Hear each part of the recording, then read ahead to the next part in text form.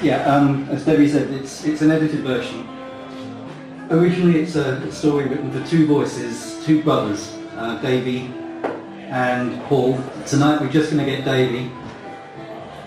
The only thing you really need to know from Paul's part of the story that isn't revealed in this is that he and Davy grew up with just their mum after their father had left home when they were small. Other than that, this is just Davy's part of the story.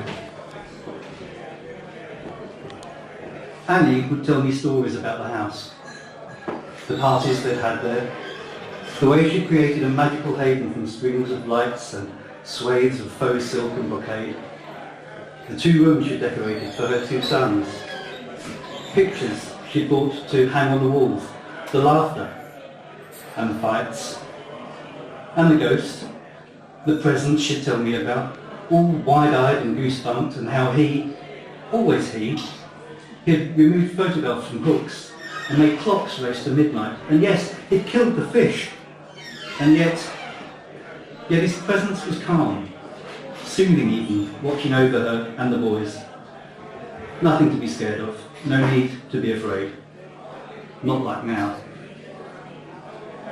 The first time I knew anything was wrong, great bullets of rain were ricocheting off the bricks and pounding us as we stood wrapped in each other. Her face already wet, distant thunder drowning out the sobs that shook against my shoulder.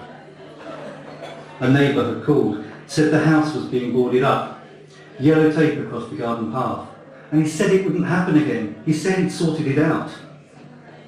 And the lane had turned into a river, and we'd watched it wash her dreams away.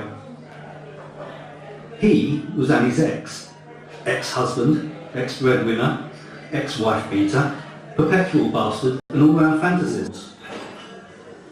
And so she and the boys moved out, and she somehow borrowed enough money for a deposit and found a place to rent. The rent alone took over half her salary, and after bills there was barely any left for food or the fare to work, but they'd be free of the fear of the knock on the door. And for 2 years they were, and life was good, except that her ex-husband moved back into the family house. As tactical manoeuvres go, that one was pretty low. Redundancy seeps into lives like a cancer. Malignant final demands lying on the doormat like assassins in the shadows. Annie fought it month on month, but it became a battle she could only lose. So when her family in Cape Town offered air tickets and time away over Easter, she packed what little she could into boxes, begged storage space in attics and garages. Telling the boys only that they were going on their latest adventure, meaning they were going to see grandparents and uncles, they took the train to Heathrow. It was about 3 weeks later that I got the message on my phone telling me she wasn't coming back. A short succession of texts between us revealed that she'd found an apartment. The younger of the two boys had started school. The elder one would be doing so soon, and she had the promise of a job. My phone in hand, thumbs pressing patterns onto the screen. We'll come visit ASAP. Promise. You told M? M for Michael, the ex. Just about to. Wish me luck. Around an hour later, my phone buzzed, a green banner across the screen announcing a new message. He went mad, going to the police. As charges of abduction were being emailed halfway around the world, I spoke to lawyers in London, arranging representation through legal aid and using money she could borrow to obtain the right advice. Staying put, it seemed, just wasn't an option.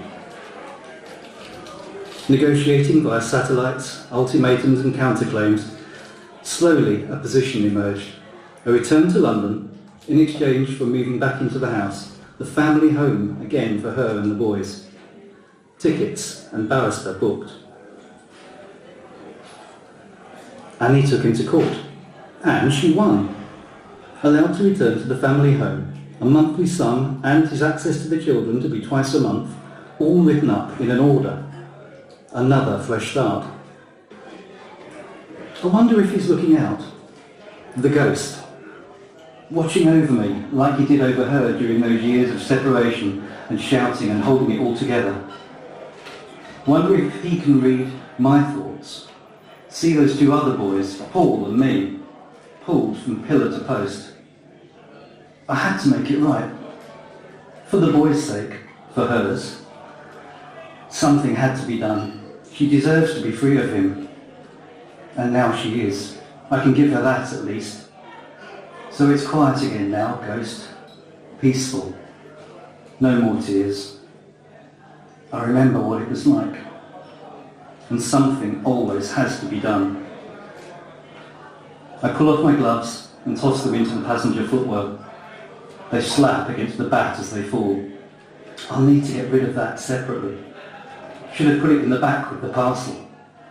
I've wiped it down, but it'll have fragments of bone embedded in it in all likelihood, so I need to make sure it can't be found. Thank you.